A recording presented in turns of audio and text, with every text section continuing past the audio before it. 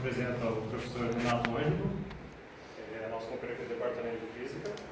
Mas antes de apresentá-lo, eu queria só, porque eu tenho caras novas aqui na plateia, falar que é a proposta do seminário de graduação em Física. O seminário de graduação em Física a partir de uma ideia inicial da Bruna e do Gabriel, que basicamente nós queremos um pouco mais de conteúdo para os alunos que não seria restrito às salas de aula. Queremos tanto que os professores ministrem assuntos um pouco mais diferentes do que é tratado em sala de aula, quanto eles tratem assuntos de sala de aula com maior profundidade, assim como alunos, vocês podem participar. Basicamente a gente quer fazer de 2 em 2 semanas,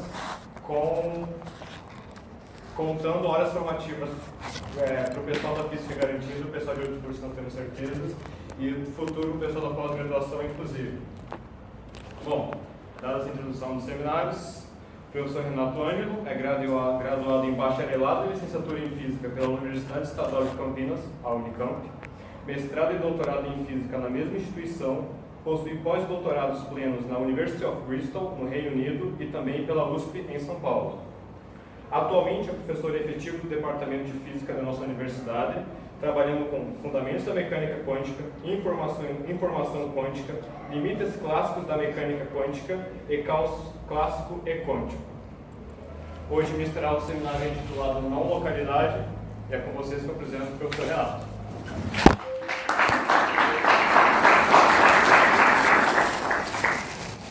Primeiramente, quero agradecer o convite, a oportunidade, e ao mesmo tempo parabenizar os organizadores,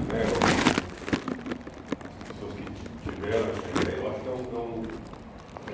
seminários assim, eu acho que são realmente importantes e, sobretudo, a proposta que eu quero trazer hoje aqui é algo um pouco mais informal.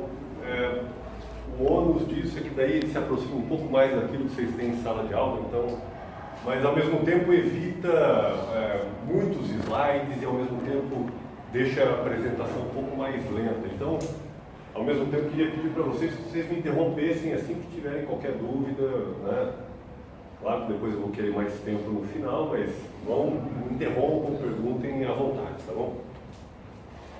Bem, esse assunto aqui é um assunto, ele é um assunto extremamente importante para os fundamentos da física, em particular para a mecânica quântica e também para a relatividade. Eu queria começar, antes de entrar exatamente nesse assunto, fazer um pequeno glossário de fórmulas que define essa equação, que é a equação fundamental da evolução de um estado quântico psi. Certo? Então essa é a equação de movimento, digamos assim, é a equação que te permite prever o futuro do sistema dado que você conheça uma condição inicial. O que é um pouco abstrato dessa equação é o fato de que esse sujeito aqui, é um vetor que mora num espaço complexo. E aí começa um pouco da abstração inerente a essa teoria.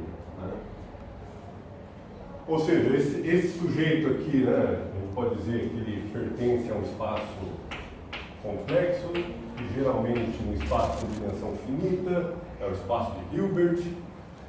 E tem uma outra formulação dessa equação que talvez seja bom já apresentar para vocês, que é essa aqui,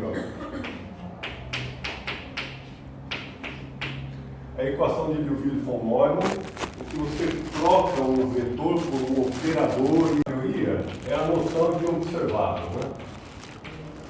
Observável. O observável físico, ele é descrito na teoria com um operador hermitiano. Aqueles que nunca viram isso ainda, você pode talvez construir uma intuição matemática para esse objeto como sendo uma matriz quadrada real. Certo? Então, essencialmente, o que está dito aqui é o seguinte, que todo observável físico que a gente tem na natureza, posição, energia, momento, spin, blá, blá, blá, blá, blá, blá, encontra na teoria um correspondente através de um operador como esse.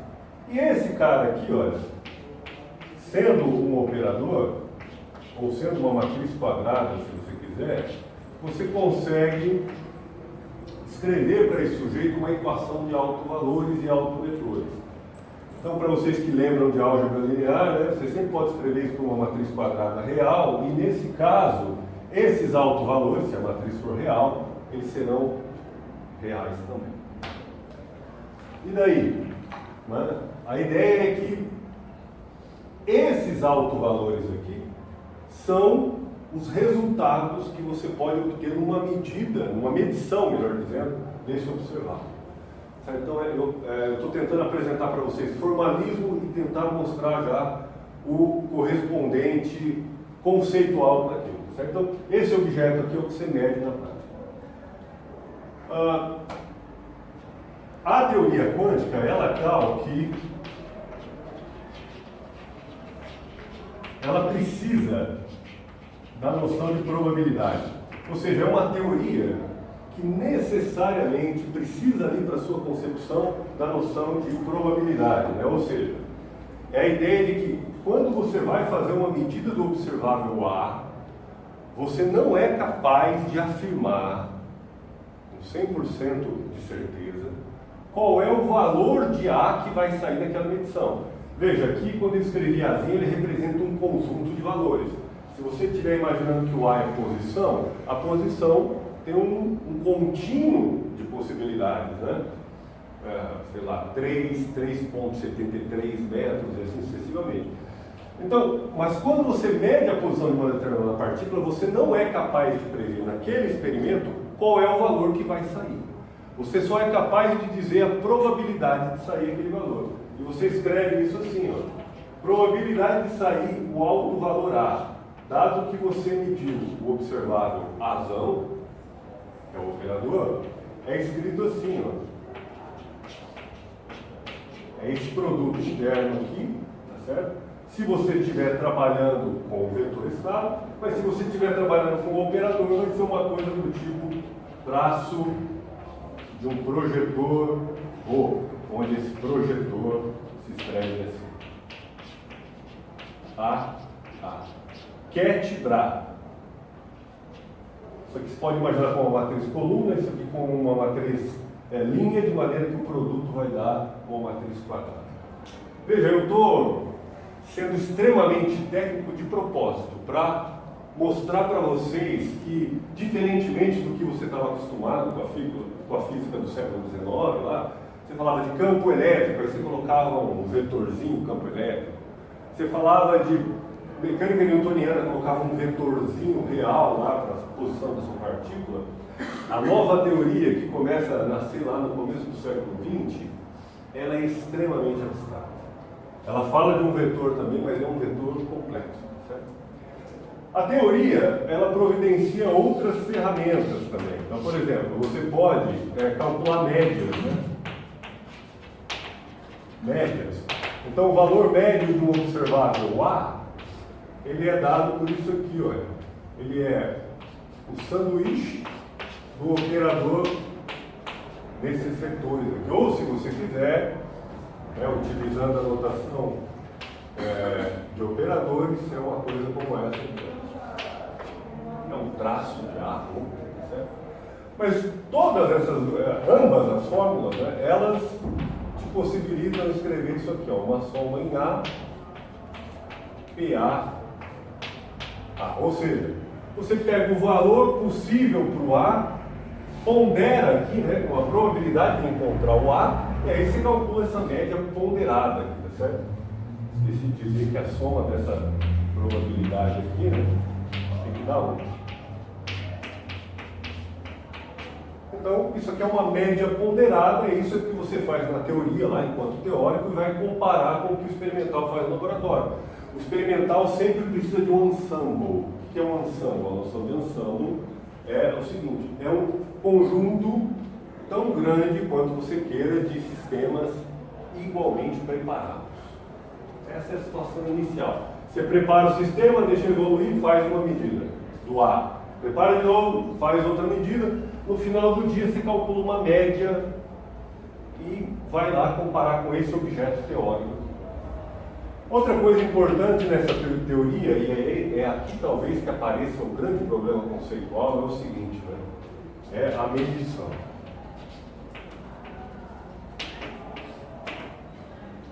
A mecânica quântica, porque ela é uma teoria baseada numa equação linear, ela permite que você escreva uma coisa estranha como essa aqui. Ó.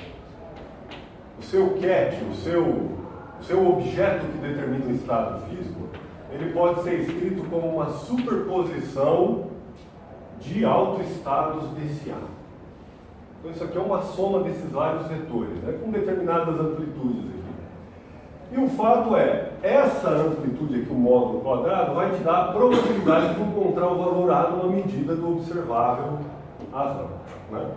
E o fato é o seguinte, o que a gente observa no laboratório é o seguinte, após a medida, esse estado, ele muda abruptamente. Ele não é mais esse objeto aqui. Ele passa uma coisa assim, ó. Coloca o projetor aqui. Essa é a descrição teórica, né? Esse projetor aqui atua no estado e normaliza pelo módulo desse estado. Né? É isso aqui. Olha que você faz toda essa conta feia aqui, o resultado é, se você tirou no laboratório um valor A' para o observável A, então o projetor que você usa aqui é o A', e o resultado dessa conta vai ser A'. O que está dito aqui nessa fórmula, de novo, altamente não intuitiva, né, no primeiro momento? O que está dito aqui é o seguinte: em princípio, antes de fazer qualquer sondagem no sistema, uma partícula pode estar em duas posições. A linha, as duas linhas, todos os valores possíveis para esse A. O elétron, quando passa pelo experimento de dupla fenda, o elétron, você diz, ele pode passar pelas duas fendas ao mesmo tempo. Então a gente diz que ele está numa superposição. Porém, quando você quer olhar para o elétron, quando você quer saber a posição dele, quando você quer fazer uma medição sobre ele, ocorre uma projeção num único ramo de toda essa superposição aqui. Ó. Aqui havia vários termos, né, somados. Aqui resultou num único. É o que a gente chama de colapso. Esse é o famoso colapso da função de onda. E por último, o último ponto desse glossário rápido que eu estou fazendo aqui é a noção de incerteza. Né? Noção de incerteza. Noção de incerteza ela pode ser escrita nesse espaço de objetos complexos, assim, por exemplo. Se você tiver dois observáveis, sigma x e sigma z, esse comutador aqui significa o seguinte, ó. Essa matriz vezes a outra, menos a outra vezes a primeira. Isso aqui, em geral, é diferente disso. Essas coisas que são, a gente diz, diante dessa equação, que esses observáveis não comutam. E daí? A implicação física disso é o seguinte. Se você pegar um estado que representa, por exemplo, que o spin na direção z está para cima, o spin do elétron, o que é o spin mesmo? É uma espécie de momento magnético intrínseco do elétron. Se você diz que esse elétron está com o spin para cima, isso aqui implica, né, essa equação de cima implica que se você olhar na direção x, o resultado é esse aqui, ó.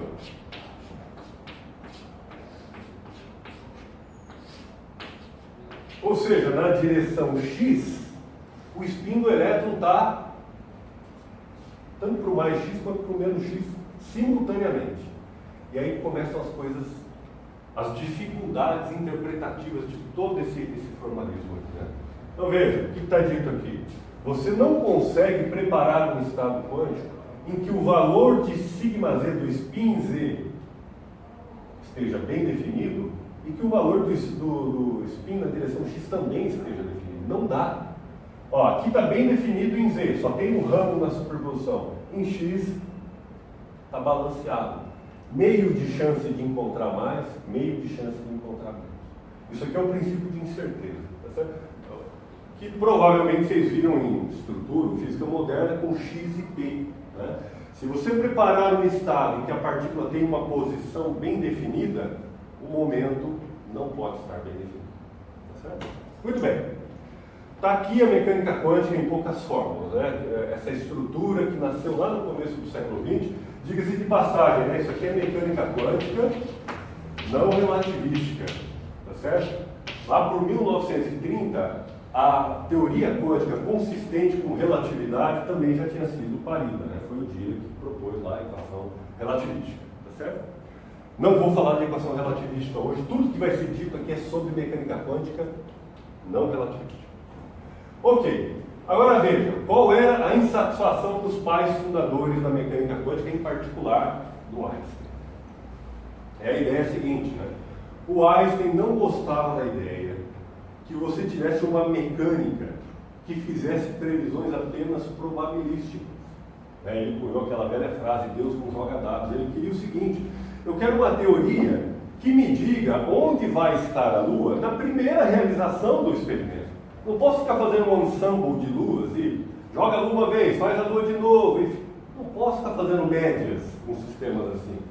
Ele queria uma mecânica de saída única, certo? Outras questões que estão subjacentes a essa insatisfação do Einstein, talvez essa seja a principal, era a seguinte: aqui, olha, você está dizendo, eu não posso dizer que o elétron tem sigma x bem definido antes da medida. Eu só posso falar de probabilidade, mas a pergunta fundamental é a seguinte: só posso falar da probabilidade.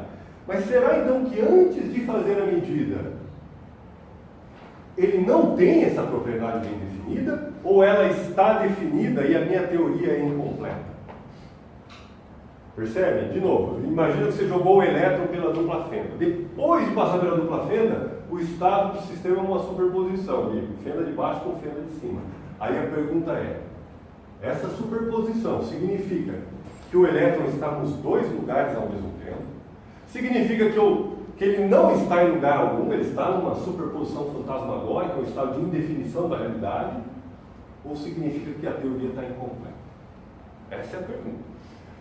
Essa pergunta, que para alguns é parte da filosofia apenas, incomodava o Einstein muito.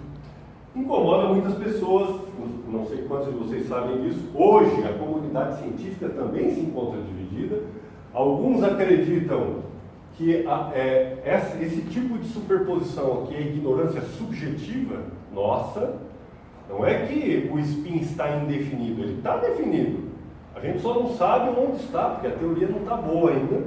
E a outra parte da comunidade acredita o seguinte: não, isso aqui é irredutível. A indefinição é algo irredutível dos sistemas microscópicos. Esqueça o determinismo. Essa é a mensagem da parte da comunidade científica. Isso aqui significa indefinição, indeterminismo. Só mais um exemplo, né, para fazer essa contrapartida. Se eu perguntar assim para vocês: onde está o professor Carlos, ou o professor Lauro, chefe de departamento? Vocês vão falar: não sei. Mas significa que ele não está em algum lugar na Terra? Provavelmente vocês dirão: não, é claro que ele está. Essa minha ignorância é uma ignorância subjetiva. É a dificuldade de prever a posição dele, porque me falta variáveis.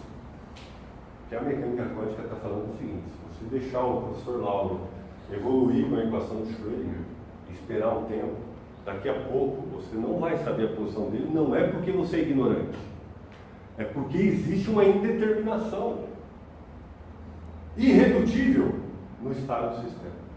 Tá certo? É claro que quando o sistema é macroscópico, como é o professor Lauro, tem lá as suas sutilezas, mas a gente pode discutir isso mais tarde. Muito bem. Einstein, incomodado com essa história, ele se juntou com outros dois senhores, o Podolsky e Rosen.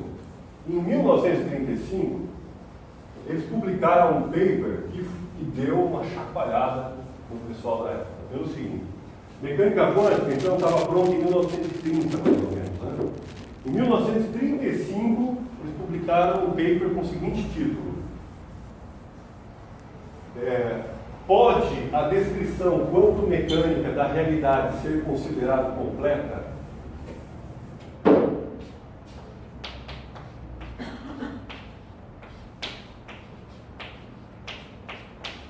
Einstein, Podolsky e Rosen, então, 1935. Pode a mecânica quântica ser considerada uma teoria completa? Esse é o título do paper, é uma pergunta, e eles usam lá todo um argumento lógico, que eu vou rever com vocês aqui, para dizer o seguinte: a mecânica quântica não está completa. tá? Foi formulado em 1930, 1935 veio esse banho de água fria. Qual é a ideia desses senhores aqui? Eles pensaram o seguinte, ó. Eles escreveram esse paper da seguinte maneira. Começaram com definições. Primeira definição, realidade.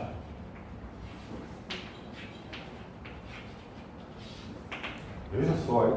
Um artigo de física escrito por físicos se atrevendo a falar de realidade, né? Olha só onde eles tiveram que buscar inspiração para desenvolver o argumento. O que para eles era realidade? Eles admitem no paper que isso não é a única definição que você pode dar para o conceito de realidade, tá certo? Mas era uma suficiente. Eles dizem o seguinte: se você tiver uma teoria física que te permita fazer uma previsão do resultado de uma medição, antes mesmo que você faça a medição, ou seja, sem perturbar o sistema, se você conseguir prever com 100% de chance, então existe um elemento de realidade para aquele observado, certo? Então, o que para eles é a realidade? Prever sem perturbar. Essa é a definição de realidade que eles deram, tá certo? Aí eles deram uma definição de teoria boa. O que é uma teoria boa para a EPR? Teoria boa para a EPR é o seguinte: ela tem que ser correta. O que é uma teoria correta para a EPR? É uma teoria que é capaz de prever os resultados experimentais e explicados de maneira consistente. A mecânica quântica até hoje passou em todos os testes, e na época já tinha passado em vários também, nesse critério. Então, EPR dizia: não, a mecânica quântica certamente está correta. Certo? Mas havia um outro critério, que era o critério de completeza ou completude, né? Eles perguntaram: a teoria é completa? Aí eles dão uma definição de teoria completa.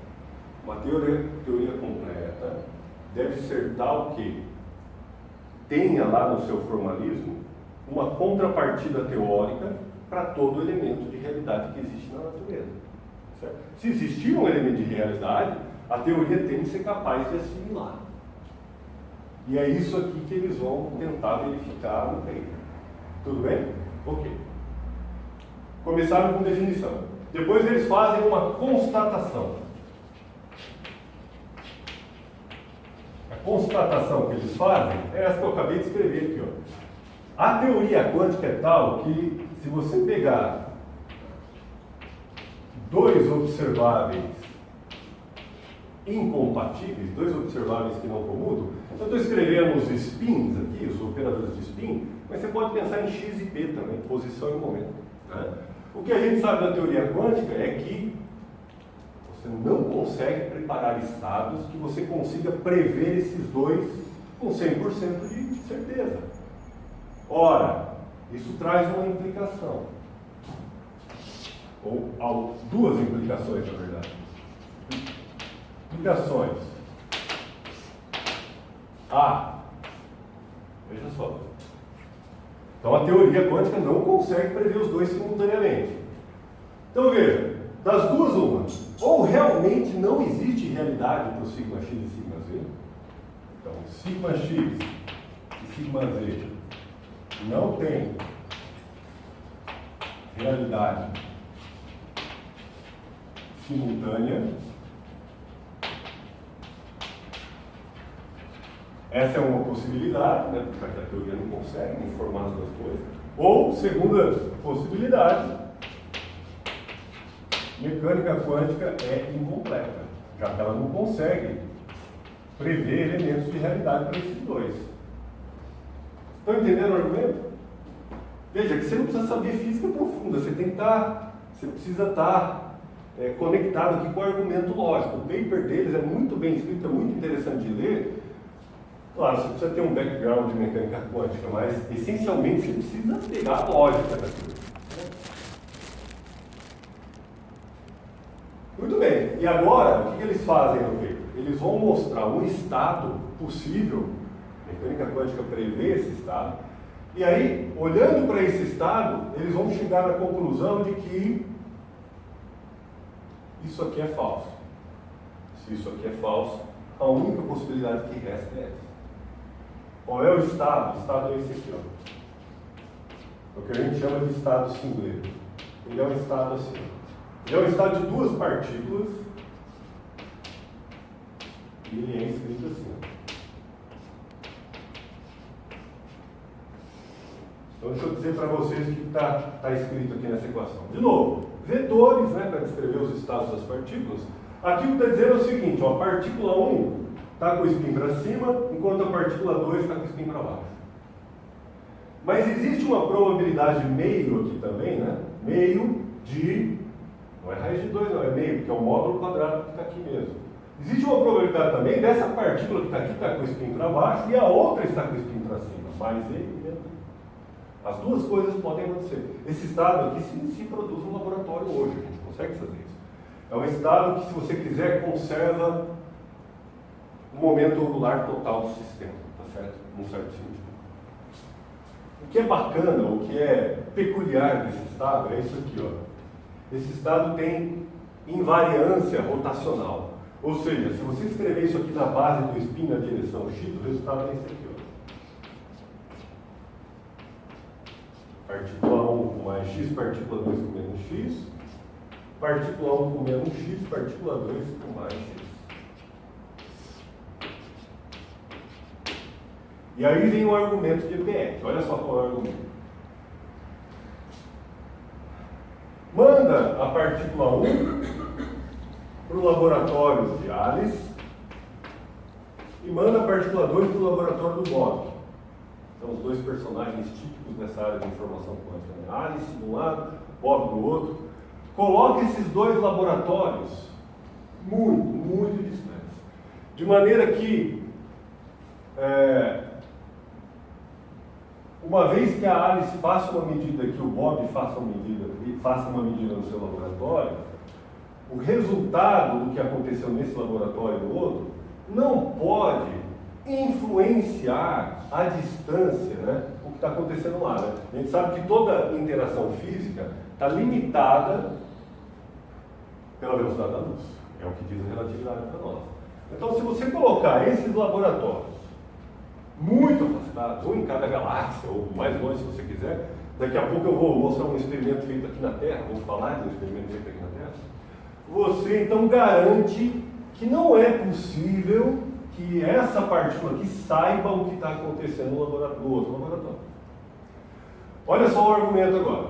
EPR diz o seguinte: se a Alice pega essa partícula e mede spin para cima, o postulado do colapso que eu mostrei no quadro anterior diz que esse estado vai colapsar para esse ramo aqui. Quando colapsa para esse ramo, a gente vai conseguir prever o que vai sair lá no laboratório do Bob, que está na outra galáxia, por causa do postulado do colapso.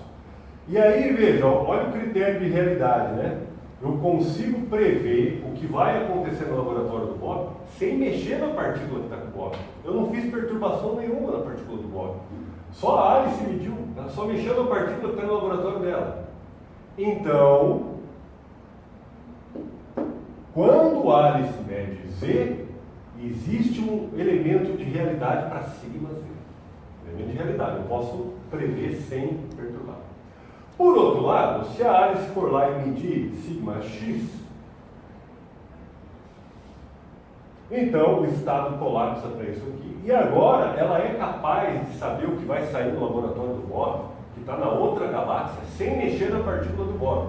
Portanto, ela também vai dizer que existe um elemento de realidade para o spin x.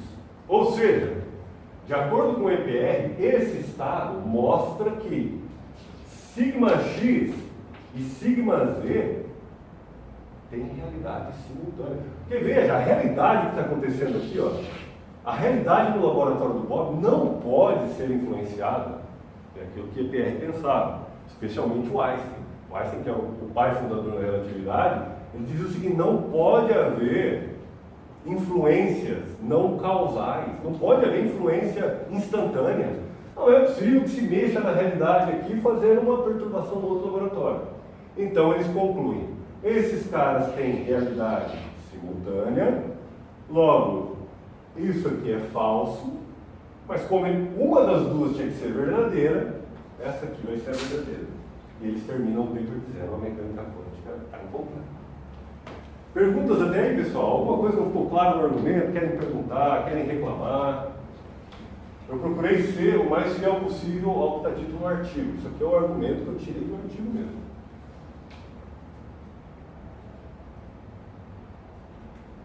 Então, olha, 1935, a teoria que tinha acabado de ser formulada, explicava a radiação do corpo negro, efeito fotoelétrico, estruturas atômicas, hiperfinas, e blá blá blá, etc, etc, tomou esse grande golpe, né, de EPR. Muito bem.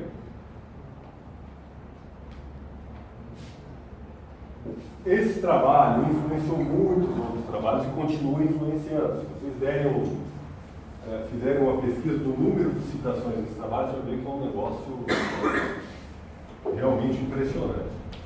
Mas, 1964, 30 anos depois, mais ou menos, apareceu entrou, né, no jogo esse físico irlandês, o John Bell. Ele disse o seguinte: temos que completar a mecânica quântica, então vamos fazer isso. Vamos completar a mecânica quântica e ver o que a gente consegue com isso, respeitando aquilo que era importante para a EPR. O que era importante para a EPR é essencialmente a noção de localidade. O que você faz aqui não pode influenciar o que está lá. Então o John Bell fez o seguinte: considerou exatamente um cenário como esse, tem uma fonte de partículas aqui, você prepara essas partículas num estado como esse aqui, um estado singleto, manda uma para cá, manda outra para lá, certo? Faz medidas aqui, faz medidas lá. Na verdade, John Bell fez uma coisa ainda mais poderosa. Ele fez o seguinte: ele enunciou tudo isso em termos de teorias gerais. Ele não falou especificamente da mecânica quântica. Ele falou o seguinte: seja uma teoria estatística qualquer, entre aqui, olha, diga assim, Alice vai medir um observável A e vai ter uma saída A minúsculo, que é o autorodômico. Mesma coisa o Bob, vai medir um observável B e vai sair um autorodômico B. Ele propôs uma engenharia ali, de maneira a permitir que Alice ainda pudesse medir dois observáveis, um de cada vez, né? Ou A ou A', né? Seria ou o spin na direção X ou o spin na direção Z. E o Bob é a mesma coisa, um B e um B'. E teriam outras saídas aqui também, né? E aí o Bell disse o seguinte: tudo bem, vá lá, faça essas medidas. Essas medidas não dependem da teoria que você goste, tá certo? Você vai lá e faz no laboratório, meça isso, meça aquilo, blá, blá, blá. E no final do dia, olhando toda a estatística do ensemble, você consegue levantar isso aqui, ó, a probabilidade conjunta. A probabilidade de ter resultado A e B, dado que você mediu o Azão e Bzão. Você mede no laboratório, contando, né, quantas vezes saíram aqueles resultados. O que chama a atenção nesse tipo de estado aqui, aliás, eu esqueci de dar um nome para ele, isso aqui é chamado hoje, na terminologia moderna, de um estado emaranhado. O que é um estado emaranhado? Né? É um estado que não pode ser escrito assim, ó. Um estado que só pertence ao espaço da partícula 1, produto tensorial do estado que pertence à partícula 2. Não dá para escrever isso assim. Ou seja, não dá para você fazer uma equação de Schrödinger para a partícula 1 resolver, fazer uma equação de Schrödinger para a partícula 2 resolver, e dizer que o estado do sistema como um todo é o produto direto deles. Não dá para fazer isso. Isso aqui é um estado entrelaçado, emaranhado. Só existe uma equação de Schrödinger, mesmo para descrever essas duas partículas. Então, e esse tipo de estado, ele produz uma coisa que é esquisita. Ele produz isso aqui, ó. A probabilidade conjunta é, em geral, diferente de probabilidade de A, dado que você mediu o Azão, probabilidade de B, dado que você mediu o Bzão. É diferente. Deixa eu dizer para vocês o significado dessa expressão aqui, ó. Digamos que você troca esses seus spins por duas moedas. E aí você pergunta, qual é a probabilidade de sair cara nas duas moedas?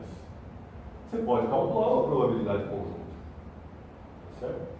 Se esses eventos forem descorrelacionados, se as moedas não tiverem nenhum tipo de truque associado a elas, o lançamento dessa moeda aqui é completamente independente dessa. A probabilidade de sair cara aqui é meio, a probabilidade de sair cara aqui é meio, e a probabilidade global vai ser 1/4, vai ser simplesmente o produto entre elas.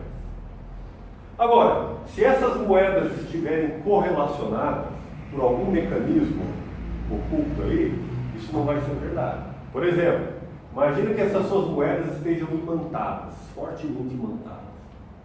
Então, olha, se você colocar as duas perto uma da outra e jogar, essa probabilidade conjunta não vai ser mais igual, né? Vai ser agora diferente do sair cara e cara. Porque a maior parte do tempo agora, na hora que sair cara para uma, a outra também vai dar cara. Elas vão estar imantadas, né? Elas têm a tendência os dois ímãs se alinharem. Então veja, para as moedas correlacionadas, ocorre exatamente isso, essa diferença. Mas, se eu começar a afastar as moedas, o efeito desses ímãs desaparece. Se essa moeda estiver numa galáxia e a outra estiver na outra, não vai mais haver correlação. Aí passa a ser igual. Estão entendendo esse argumento? Não sei se estou sendo muito confuso. O fato é, na mecânica quântica, mesmo que você afaste os spins, continua acontecendo isso aqui. Ou seja, continua havendo dependência estatística de eventos muito distantes. Tá certo? Isso aqui é previsão teórica, tá certo? Pega esse estado aqui, calcula as probabilidades, você vai ver que está em suas probabilidades separadas. Era isso que o Einstein não gostava, né? O Einstein dizia, a probabilidade de um ponto não pode depender da probabilidade do outro. Aí o Bell falou assim, então tá bom, vamos levar adiante essa ideia de EPR, que as coisas têm que ser separadas. EPR falou assim, olha, será que existe uma teoria pós-mecânica quântica em que vale isso aqui, olha?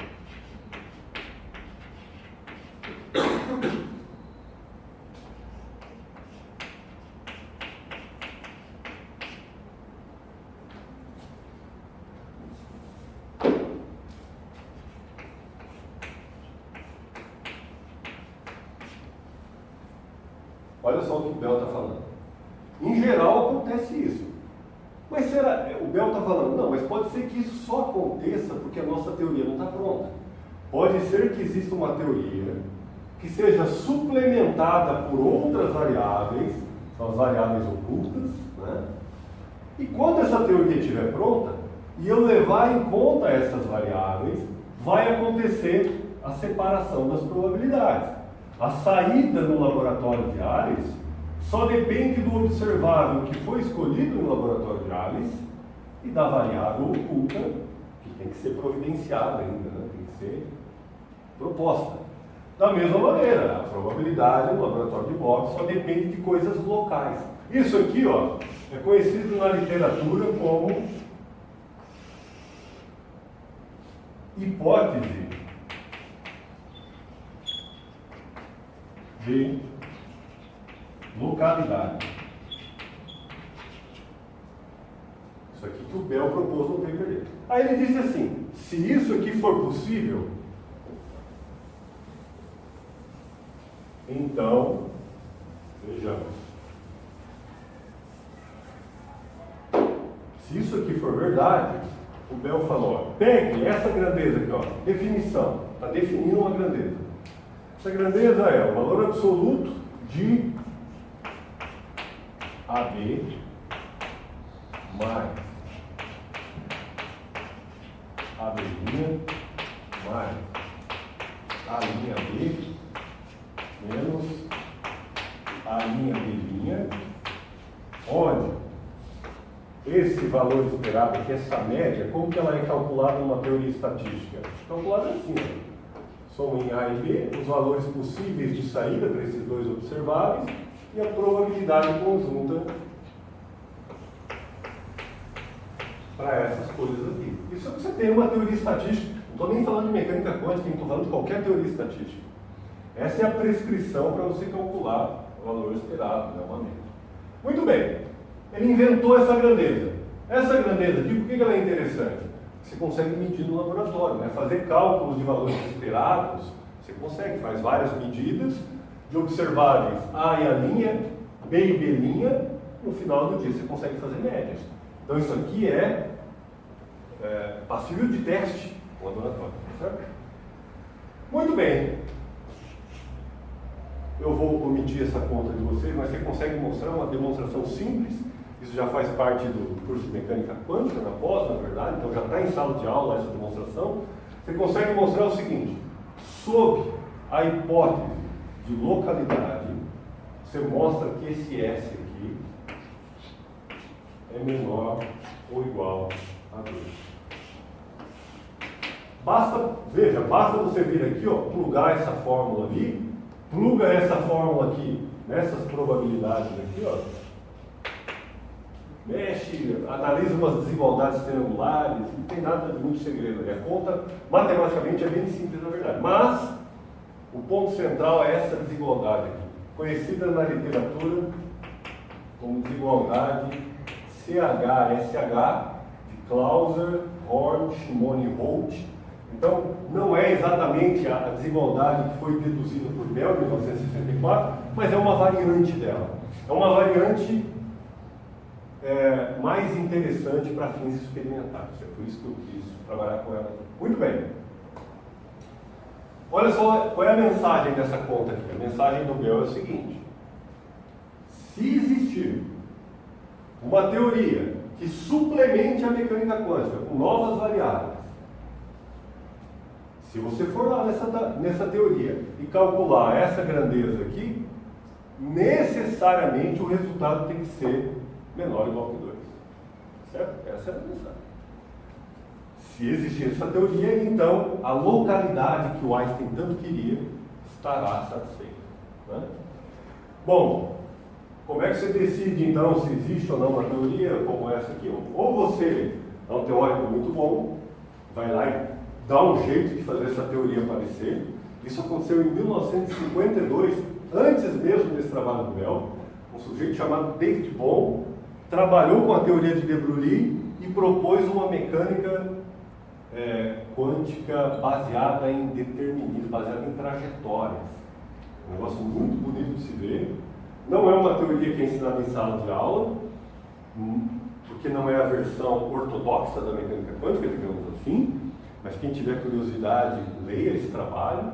São 2 trabalhos publicados no Physical Review em 1952 pelo David Bohm, e lá está desenvolvida uma teoria que restaura determinismo. A noção de probabilidade, ela entra de maneira auxiliar, ela não é fundamental. Mas existe essa tal teoria de variáveis ocultas. Existe. Daqui a pouco eu volto a falar sobre ela. Mas o que o Bell está falando é o seguinte: se existir essa teoria, tem que valer isso aqui. Então, se você for um bom teórico, você vai lá prover isso, né? Agora, uma coisa que você pode fazer, não só pode, como tem que fazer, é submeter os experimentos, né? Submete essa teoria a todos os experimentos. O primeiro experimento para testar se isso aqui era válido foi feito por Alain Aspect, 1981, 1982. Esse experimento, ele levou a um resultado surpreendente. Eles foram medir justamente isso para ver se dava menor ou igual a 2. Mas havia questões de alguns detalhes experimentais que não estavam bem controlados. Quer perguntar? O valor 2, como que eles tiram o valor 2? Então, para provar para você o valor 2, olha, eu precisaria substituir isso aqui, ó. E aí, o que vai acontecer é que esses valores esperados, eles vão separar assim, ó. Vai acabar separando desse jeito. Né? E aí, ali dentro, vai ter uma... Eu vou conseguir aqui, ó. Deixa eu escrever só mais uma linha. o A' e o B, mais um outro termo. Aí aqui, olha, você vai começar a colocar em evidência esses caras. Esse aqui, ó, você coloca em evidência. Vai ficar assim, mais linha. E o outro termo vai ser A' e menos B'. Fazendo essas contas todas. Aí aqui no meio dessa conta, se você impuser que esse cara e esse cara aqui, né, esses observáveis, estão limitados entre menos 1 e 1, aí você consegue mostrar que o valor máximo que essa coisa pode atingir é quando esse cara é igual àquele, esse aqui zera e esse aqui fica máximo possível e começa a sair um valor 2 aqui. Para ser um pouquinho mais cuidadoso, eu posso abrir as contas para você depois, certo? Ok. Primeiro experimento, então. Alan Aspect, em 1981, 1982. Né? Qual era o problema desse tipo de experimento feito lá atrás? É que ele tinha os chamados loopholes. O que é um loophole? Né? Uma tradução livre seria uma brecha na lógica do experimento. Quais são as brechas? Veja. Para testar a hipótese de localidade, para testar essa ideia de que não vai ter algum sinal se propagando com velocidade, né, acima da luz, né, algum sinal superluminal, você tem que garantir que todo o experimento seja realizado de maneira a grandes distâncias, justamente para não permitir que no tempo de realização da medida não seja possível algum sinal esdrúxulo transmitir informação de um lado para o outro. Além disso, você precisa ter bons detetores, porque você precisa construir médias estatísticas, então você precisa ter uma estatística significativa, representativa. Você precisa também garantir livre-arbítrio, olha cada coisa que aparece aqui, ó. Livre-arbítrio, no seguinte sentido, você tem que garantir que o experimental desse laboratório, na hora que escolha medir ou A ou A', que ele não tenha sido influenciado pela decisão do outro laboratório. Isso pode parecer ficção científica, talvez seja, até um certo sentido, mas as pessoas garantem isso no experimento, ou querem garantir isso no experimento, para que não haja espaço para nenhuma contestação dessa história de não localidade. Então, esse experimento do Alan Aspect ainda não conseguia garantir isso. Aí, como eu mencionei no resumo, né, no ano passado, Hansen e colaboradores, né, em Delft, na Holanda, eles fizeram o primeiro experimento de teste de Bell sem loopholes, né, sem nenhuma brecha. Então, é uma nature, é muito legal de ver. Os caras têm que usar gerador de número aleatório para ver quem vai medir o que em cada laboratório. A distância entre os laboratórios foi de 1,3 quilômetros, que é pouquinho, né? Isso significa o seguinte, né? Se você pensar um sinal viajando com a velocidade da luz aqui, C, né? Você tem um tempo em que você tem que realizar seu experimento que é 4 alguma coisa microsegundos. Então veja, o cara tem que sortear o que vai ser medido, fazer a medida de fato nesse tempo. Certo? Aí de novo, prepara o sistema. Vai começar quando claro, eles têm que ter um sinal de quando começa a contar o experimento. Tem uma série de detalhes técnicos que eu estou omitindo aqui, mas a questão é, eles conseguem garantir que esse loophole de localidade seja fechado, tá certo? Então, nesses microsegundos, eles têm tantos nanosegundos para sortear o número aleatório, mas tantos nanosegundos para fazer efetivamente a medida. É um negócio bonito de ver. É um experimento extremamente caro. E para ser justo, no mesmo ano, numa diferença de 3 meses, 3 experimentos foram feitos, sem nenhum loophole. Teve esse na Holanda, teve um na Áustria e um nos Estados Unidos, em Boulder, nos Estados Unidos. 3 experimentos, os 3 chegaram em resultados similares e sem nenhum loophole. Quais foram os resultados? Resultado desse cara aqui, ó. Eles mediram o seguinte, que S é isso aqui, né? Então, essa média aqui deu 2,42 mais ou menos 0,20. Isso aqui é a incerteza no resultado que eles mediram. É isso aqui, pessoal. Essa comparação aqui, ó, que leva a comunidade a acreditar que existe alguma coisa não local na natureza. Deixa eu traduzir, né? Deixa eu soletrar aqui qual é a ideia. A ideia é, se você tiver uma teoria que está baseada na hipótese de localidade, esse objeto tem que ser menor que 2, ou no máximo igual a 2. Só que você vai no laboratório, pergunta para as partículas lá, faz as medidas, o resultado está acima, e está relativamente bem acima do valor 2. Então, a natureza não é consistente com essa hipótese de localidade.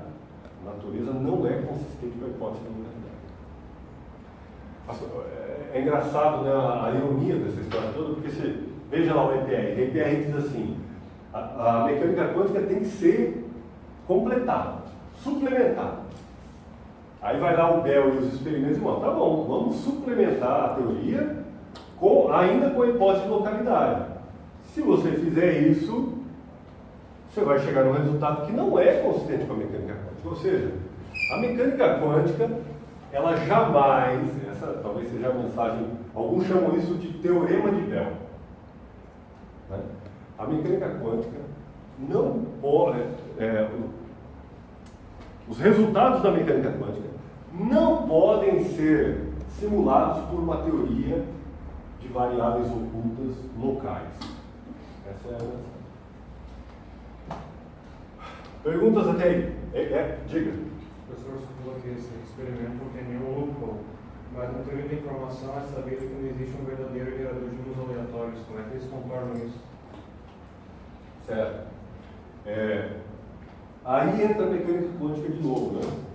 Olha só, esse gerador de números aleatórios é quântico também. Quântico no seguinte sentido, né? Na verdade, o Shizan, que é um dos caras que trabalha com essa coisa, ele é espertinho, né? Ele, percebendo essa questão da aleatoriedade, aleatoriedade, né? E acreditando nessa aleatoriedade irredutível da mecânica quântica, ele propôs, ele até vende, né?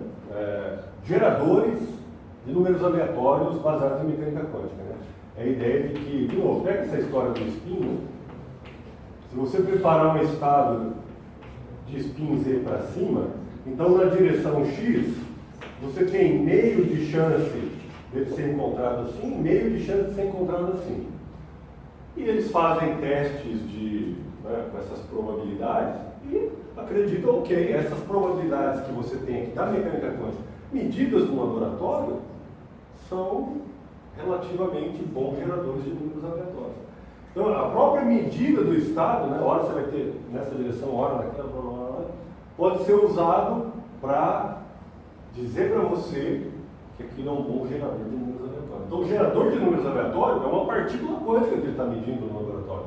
Se a partícula tiver spin mais, eles medem tal observável depois.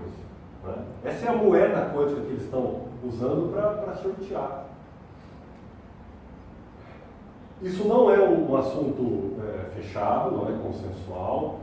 Algumas pessoas acham que ainda não está provado que isso aqui é um gerador de números aleatórios genuíno, digamos assim, mas, de novo, boa parte da comunidade acha que não, a mecânica quântica ela tem uma aleatoriedade irredutível e, portanto, é o melhor que você pode ter no laboratório de gerador de números aleatórios. E se mudar a matemática? Por exemplo, aí você usou uma probabilidade, mas tem várias teorias de probabilidade. Alguém já tentou fazer isso? Refazer a ideia do Bell, só que com outra teoria de probabilidade. Uma meta-teoria. Não vi nada publicado nesse sentido que tenha gerado algum impacto, não vi, né? Mas o professor Newton da Costa já veio aqui uma vez dar uma palestra. Isso, e aí ele falava o seguinte: olha, talvez uma maneira de lidar com a mecânica quântica seja mudar a lógica de pensamento por trás dela, né?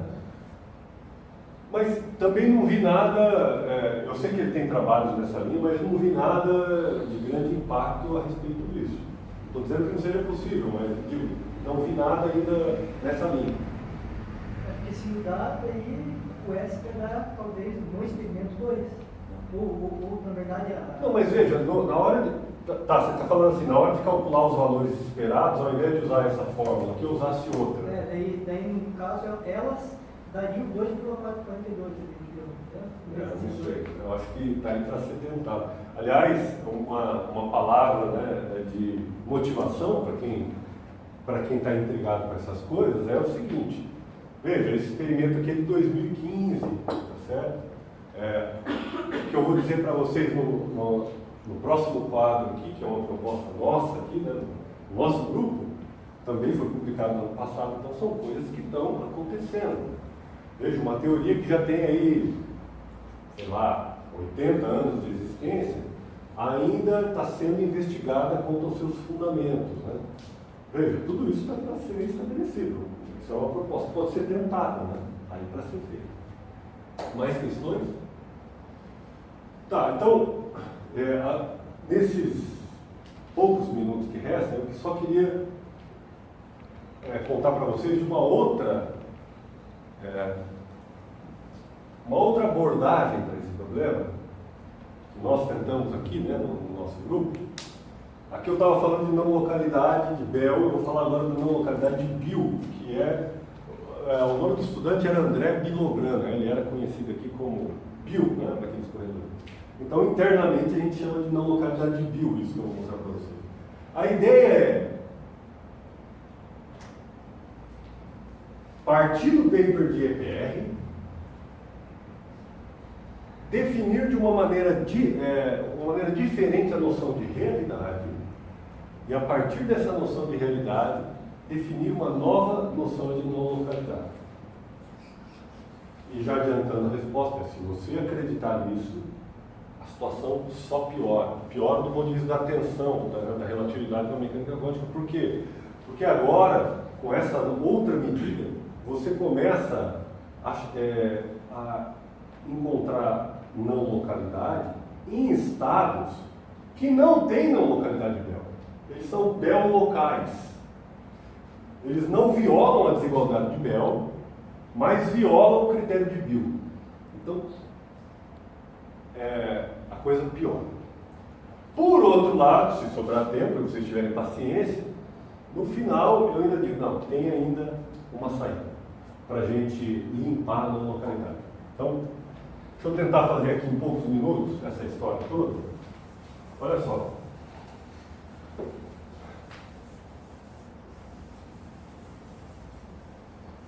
O Einstein dizia assim, ó, vai existir um elemento de realidade na natureza se o seu estado ele te permitir prever o que vai acontecer sem produzir nenhum distúrbio na partícula. Essencialmente, isso só acontece quando você tem um alto estado do observado. Então, por exemplo, se você tiver esse estado aqui, ó, você tem um estado como esse, se esse estado for preparado, você já sabe que a hora que você medir o spin na direção Z, vai sair spin para cima. Então você não precisa medir para saber o que vai acontecer. Certo? Só que esse critério de realidade, no nosso entendimento, ele é muito restritivo. Por exemplo, deixa eu colocar, para ilustrar essa ideia, deixa eu colocar em jogo dois observadores, vocês e eu. Então, vou fazer o seguinte, ó. Coloquei o giz em uma das minhas mãos. Aí eu pergunto para vocês, qual é o estado de conhecimento do giz? Vocês vão falar 50% de chance aqui, 50% de chance aqui. Bom, agora vocês já sabem daqui. Vocês vão falar 50% de chance em cada lugar, tá certo? Então, para vocês, existe uma incerteza que impede vocês de prever qual é o estado do giz, se é mão direita ou mão esquerda. Tá certo? Por outro lado, eu sei exatamente em que mão está o giz. Então eu sei prever onde que vai sair a hora que eu abrir as mãos. Então, do meu ponto de vista e do ponto de vista do critério de PR, eu diria que a realidade está definida. E vocês diriam, a realidade não está definida, vocês não conseguem prever com 100% de chance. Só que, gente, não dá para dizer que isso é um bom critério de realidade, porque, veja, a ignorância que vocês têm é meramente subjetiva. É só porque vocês não tiveram informação de todas as variáveis físicas, o que estava acontecendo aqui atrás, coisa e tal. Eu que tenho toda essa informação, sei que a posição do giz é real. Certo? Então, veja, o que nós fizemos nesse trabalho foi relaxar um pouco esse critério de realidade. Esse critério está muito forte. E aí nós fizemos um protocolo que era o seguinte, ó. Digamos que você vai aqui e faça uma preparação de um estado. Pega lá um sistema de muitas partículas, certo? Uma nuvem aqui. E aí você faz um ensemble, né? Faz um ensemble de sistema. O que é um ensemble mesmo? Você tem 1 bilhão de laboratórios, e em cada um desses laboratórios você prepara um sistema igualzinho, do mesmo jeito. E aí você faz o seguinte, você manda esse sistema para um cara que vai fazer a tomografia de estado. O que é a tomografia de estado? A tomografia é o seguinte, o sistema vem, esse cara aqui pode fazer quantas medidas ele quiser, tantas quantas ele quiser, quaisquer observáveis que ele quiser, faz. Prepara uma vez, vai lá, faz a medida. Prepara de novo, faz a medida. No final do dia, ele vai dizer, ok, olhando todas aquelas medidas, ele fala, ah, legal. O estado que está sendo preparado aqui é roubo. Esse é o estado físico do sistema.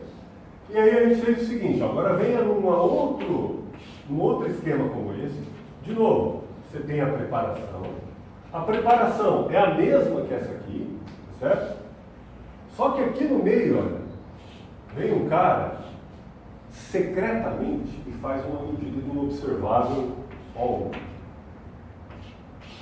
Ele faz a medida e não revela o resultado.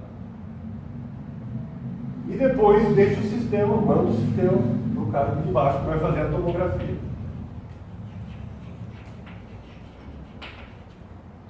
Esse é o jogo. Então, de novo, cada preparação vem aqui, esse cara mede um observável O1. Pode ser um sigma Z, por exemplo. Certo? E depois deixa o sistema continuar. Faz de novo, mede, não revela, deixa o sistema continuar. A mecânica quântica prevê o seguinte, que esse estado que após passar por esse cara, ele não é a mesma coisa que o estado Rho, que foi simplesmente preparado e não recebeu nenhuma intervenção.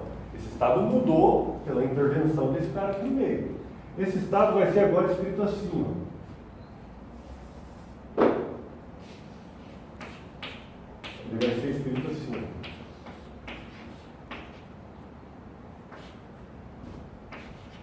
O1K ou O1K.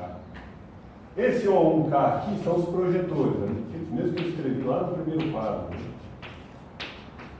Esses projetores aqui, eles indicam que houve um colapso da função de onda aqui no meio, quando ela passou por aqui.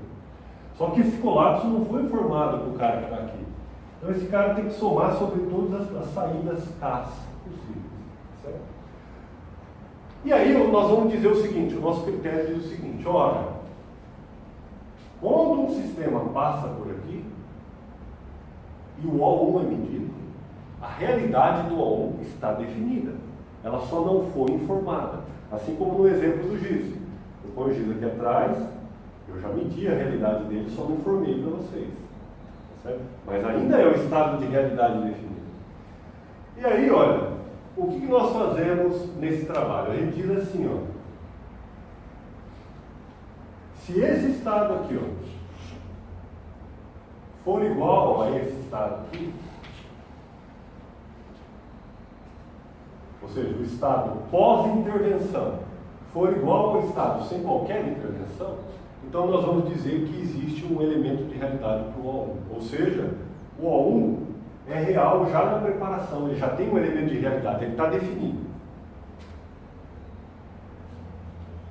Se você, então, critério de realidade para nós, né? Elemento de realidade do Bill, né? Foi a tese de mestrado dele, ele propôs o seguinte: vai existir um elemento de realidade para O1, isso aqui é um mapa em O1, aqui são os projetores associados a O1. Se isso aqui for verdade,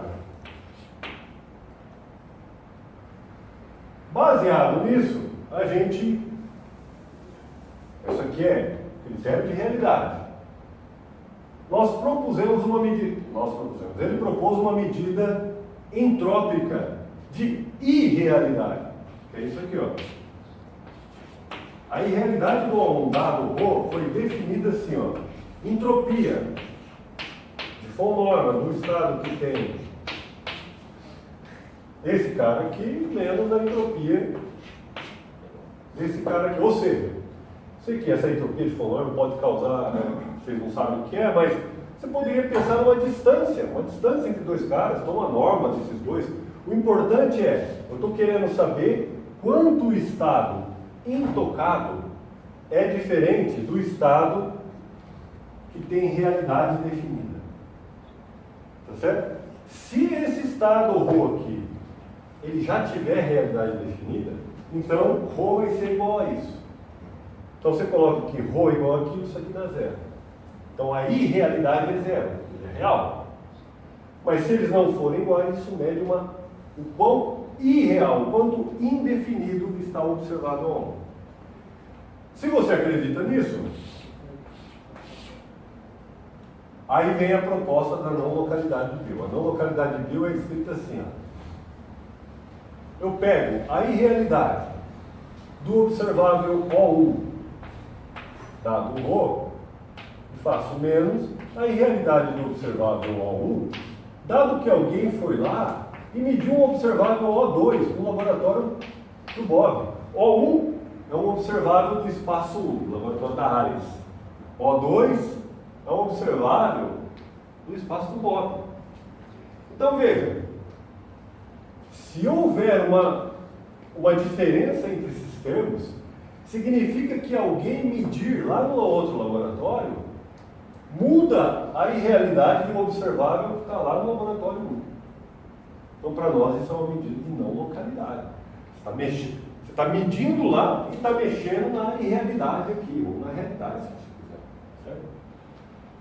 Então, ó, essa fórmula e essa fórmula aqui, olha, são as propostas desse estudante, o Bill, né, para essa, é uma contraproposta a esse cenário EPR-Bell, né? Então veja, aqui olha, tem uma contraproposta à noção de realidade e aqui uma nova proposta para a noção de localidade. E aí o último gráfico, daí eu encerro, tá certo? Fazendo o último gráfico, o primeiro, né? Primeiro e último, tá? Que é o seguinte, é uma comparação da não localidade de Bell com a não localidade de Bill. A ideia é a seguinte, ó, nós estudamos um estado que tem essa cara aqui, ó. É um estado que é definido em termos de um parâmetro f, aqui está a identidade em cada um dos espaços, é o estado de duas partículas, mais um f vezes o estado singleto, aquele mesmo que eu escrevi há pouco. Então veja, se o f é igual a 1, esse termo aqui dá zero, isso aqui vira exatamente o estado singleto. Se o f é igual a zero, esse termo desaparece, e isso vira um estado de alto ruído, um estado que é a identidade, né, do espaço. Bom, enfim, não importa muito o que é isso nesse momento. O fato é, se você fizer uma medida em relação a f indo de 0 a 1,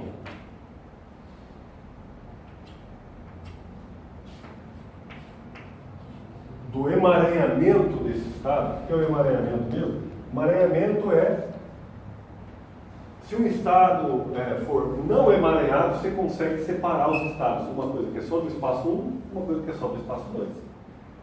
Se o sistema estiver emaranhado, você não consegue separar isso. Então dá uma medida de quão separável é esse estado, ou essas duas realidades, se você quiser, né? Se você medir o emaranhamento desse estado, o resultado é esse aqui, ó. Cresce linearmente. Isso aqui é um emaranhamento. Então, De F, 1/3 para cá, esse estado aqui ele se separa.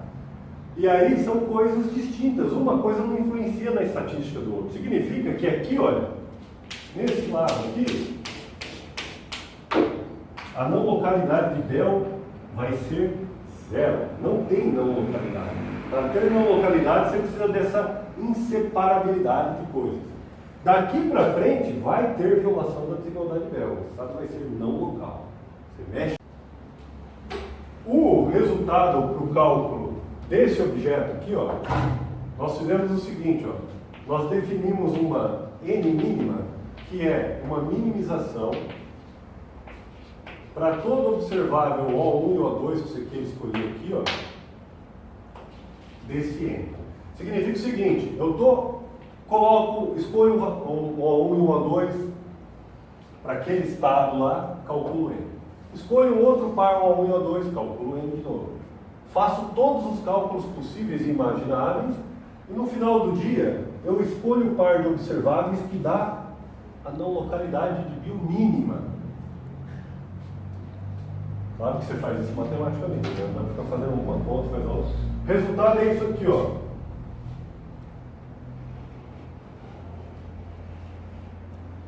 Esse aqui é o N mínimo. Olha só o que está sendo dito aqui, ó. Essa região que eu pintei de amarelo aqui, ó, é a região onde não havia não localidade de Bell. Era tudo separável. Nessa região, a não localidade mínima já é positiva. Isso significa que aquele medidor de não localidade revela a não localidade, mesmo quando a não localidade de Bell é nula. Ou seja, isso aqui é mais sensível a aspectos não locais.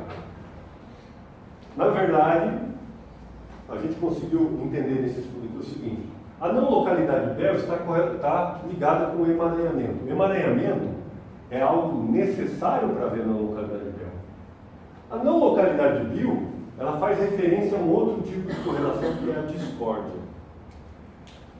O que a gente sabe hoje sobre a discórdia quântica é que os estados que não têm discórdia quântica, eles têm medida 0, ou seja, é um conjunto pequeníssimo. A maior parte dos estados que moram no espaço de Hilbert tem discórdia não nula. Portanto, eles terão também não localidade de Bill não nula. Logo, se você acreditar nessas coisas, você vai dizer o seguinte: então, a maior parte dos estados que a gente consegue produzir no laboratório vão ter esse tipo de não localidade. E é aí que a coisa fica... É isso que eu quero dizer, né? É isso que eu quis dizer no resumo, com o fato de que a tensão entre relatividade e mecânica quântica fica ainda maior por esse resultado. Certo? Eu vou fazer o seguinte, eu vou parar aqui, acho que é um bom momento para parar. Se vocês quiserem, a gente continua discutindo outros assuntos, tá bom? Obrigado pela atenção.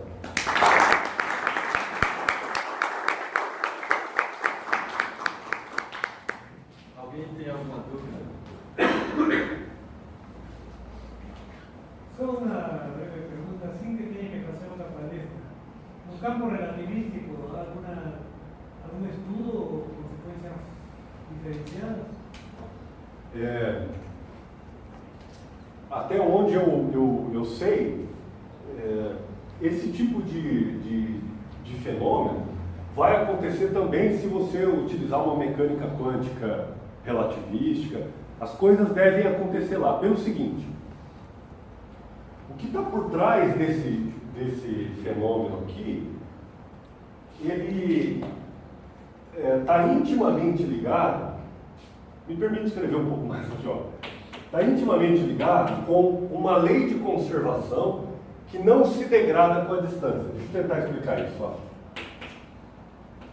Quando eu escrevo esse estado aqui, ó, que é o estado do singulete, eu falei para vocês, ó, é um estado assim. Esse estado, ele tem o spin total conservado. Porque ele é 0 aqui, na hora que eu somar mais ou menos, e é 0 aqui também. Então, existe um elemento de realidade para o spin total. E é 0. Ele tem valor bem definido, está real. Porém, o que é o spin total? é o spin da partícula 1 na direção Z, mais o spin da partícula 2 na direção Z. E essas coisas aqui estão irreais, não estão definidas. Veja, olha o spin da partícula 1, está mais e menos, olha o da partícula 2, está menos e mais. Então não dá para dizer que está bem definido. E daí? E aí, olha só, olha a situação como que é. Você tem a variável total bem definida, mas as parcelas indefinidas. E essa coisa aqui é tal que você pode mandar essas partículas, afasta essas partículas agora. Quando uma estiver numa galáxia e a outra na outra galáxia, essa lei de conservação ainda vai estar válida. E aí você faz o seguinte, a hora que a Ares mede esse cara, ela estabelece a realidade desse equilíbrio. Ora, como a soma já está bem definida, se isso aqui ficar real, isso aqui fica real instantaneamente. Então veja que para mim, essa é a minha interpretação, o detalhe central aqui, o mecanismo por trás da não localidade é o fato de haver dois observáveis que não são reais, resultando num observável que está real, e aí essa lei de conservação você pode afastar com qual velocidade você quiser, isso aqui não vai degradar, a lei de conservação vai permanecer válida. Nesse caso, não importa muito se você afasta essas partículas relativisticamente ou não, né, com alta velocidade ou não importa muito aqui se você tem interação entre as partículas, na verdade nem tem, né? A gente está considerando que elas estão longe e não há mais interação entre elas. Então, do ponto de vista desse mecanismo, eu tenho a impressão que, mesmo que você use teorias relativísticas, né, não sei se você consegue se livrar disso, mas veja, é uma intuição. Não sei se isso já foi provado, não sei se... Posso complementar? Pode. Minha preocupação foi quando você mencionou no argumento do EPR que havia uma realidade simultânea. Certo. Então, como medir essa simultaneidade? Ah, sim, não, ok. Veja. Aquele argumento que eu apresentei ali, eu tentei ser o mais fiel possível ao paper EPR, mas eu não acredito naquele argumento. Eu não compartilho daquelas ideias. Eu também acho que tem esses problemas de simultaneidade e também a noção de realidade que eles colocam também não acho que seja melhor. Mas é aquilo que eles colocam no trabalho. Há críticas, na verdade, inúmeros trabalhos criticam esse trabalho do EPR. Alguns vão nessa direção. Alguns chegam a apontar erros nessa linha. Olha, questão de simultaneidade. O que aconteceria? Porque a gente fala assim, né? Quando a Ares se mede no laboratório do Bob, há um colapso. Mas você sempre pode achar um referencial em que a ordem dessas coisas não é essa, né? Então tem uma série de argumentos aí. Mas, particularmente, eu acho que a coisa central ainda não é essa. Eu acho que a coisa central está aqui, de algum jeito. Mas ainda é achismo, né? Por isso que eu digo, ainda há trabalho para ser feito aí. Professor, tanto o resumo quanto durante a apresentação, o senhor fala da tensão entre a teoria da relatividade e a mecânica quântica. No caso aí, você falou da conservação desses S aí, que não importa. A Ana, em um seminário, falou de um exemplo que era do Papai Noel e os presentes, mas ela também falou algo mais simples, que era, por exemplo, da luva. A gente tem um par de luvas, uma luva à esquerda e uma luva à direita. A Alice tem um par de uma das luvas, o Bob tem uma das luvas também, separadas por distâncias infinitas, escrevendo infinito, etc. Como assim a tensão entre a teoria da relatividade e, nesse caso, não localidade? Por exemplo, se a Ana vê a luva, ela descobriu como a luva esquerda, ela sabe que o Bob tem uma luva direita, quebrou o colapso da função de onda. Mas o Bob não sabe que a Alice viu e a onda colapsou. Qual é essa tensão que o senhor fala entre a teoria da relatividade? Ok. Ou seja, a tensão que eu falo é o seguinte: a teoria da relatividade não é consistente com a existência de sinais superluminais, certo? E aqui, parece que há uma espécie de sinal, alguma coisa acontece de maneira superluminal. Porque parece que a Alice mexe aqui e alguma coisa acontece lá. Então isso é nesse sentido que eu chamo a atenção. Nesse contexto aqui, de Alice e Bob, né, dos dois laboratórios, parece que realmente você é capaz de mexer aqui e alterar a realidade da partícula no polo norte, né? Se tiver no parece, né? Por outro lado, né, isso já está demonstrado que esse tipo de não localidade não permite você transmitir informação de maneira superluminal. Por quê? Justamente por causa dessa coisa. Quer dizer, quando a Alice faz uma medida aqui, o Bob, lá no laboratório dele, ele ainda não sabe se a Ana fez a medida, se a Alice fez a medida ou não, qual é o resultado, ele não tem essa informação. Então, efetivamente, esse tipo de montagem não é suficiente para transmitir informação de maneira superluminal. Logo, e é nessa hora que as pessoas conseguem dormir, né? Elas falam assim, tá bom, tem aí um aspecto não local, mas, num certo sentido, como não há transmissão de informação superluminal, não é possível transmitir informação de maneira superluminal, então ainda há aí uma consistência com relatividade, ou não há uma violação da relatividade, entende? Isso é uma das possibilidades de explicação. Agora, você estava falando de uma outra coisa, você estava falando dessa história de correlação clássica e correlação quântica. Veja o seguinte, deixa eu dar um exemplo para vocês, que é aquele do torcedor do Atlético e do coxa, né? Olha só, você consegue correlacionar dois observáveis facilmente. Então, por exemplo, eu vou correlacionar cor com posição, são dois observáveis físicos, comprimento de onda e posição. Como é que você faz? Na entrada do campo você fala, quem é torcedor do Atlético vai para cá, quem é torcedor do coxa vai para lá. Depois que todo mundo entrou no campo, o que vai acontecer? Quem está no lado esquerdo, camisa vermelha. Quem está no lado direito, a camisa verde.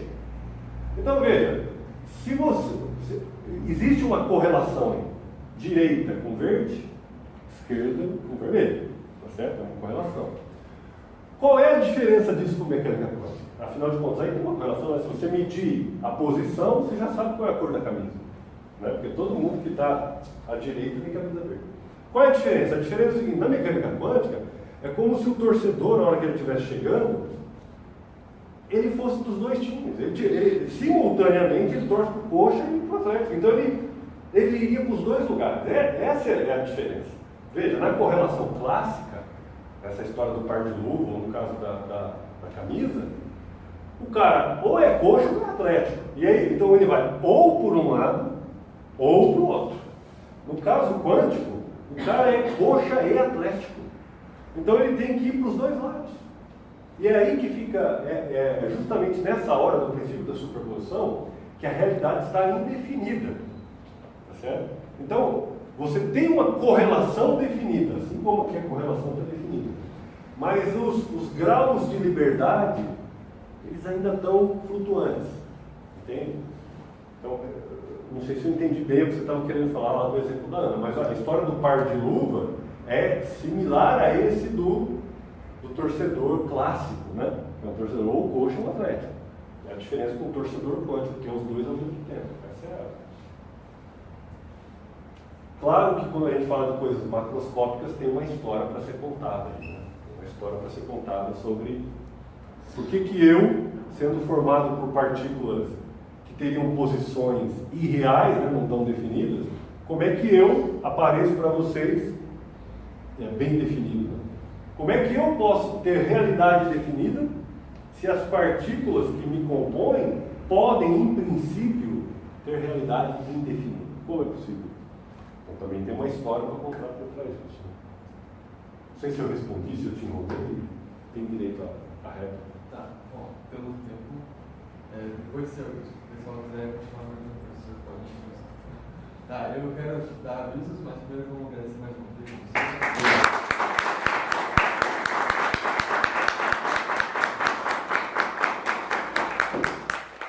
O primeiro aviso é que os seminários da graduação têm página no Facebook. Então, por favor, curtam e fiquem atentos para os próximos. Segundo é que haverá também seminários apresentados por estudantes. Então, a gente pensa que as duas coisas são complementares, o seminário dos professores e dos estudantes. E, inclusive, daqui a 2 semanas será o primeiro, apresentado pela Bruna. Ela vai falar um pouco sobre integrais de caminho de Feynman e mecânica quântica, mas vai ser num nível acessível para os estudantes, planejado para vocês. Então, venham assistir. Outro é que eu fui lá no seminário do PET Matemática, no Pocarré, e convidei o pessoal para cá, os participantes dele. E também convido vocês para participarem dos seminários deles. Sempre tem, tá anunciado por aí o que vai ser, a semana de apresentação de aulas possibilitas. E também daqui a de 16 a 18 vai ter o J3M, que é tipo o Evince do PET. Também vão lá, que vai ser legal. Acho que é isso, né? Então tá. De novo, se quiserem por causa do professor, eu acho que ele tem mais uns 3 minutos. Obrigado.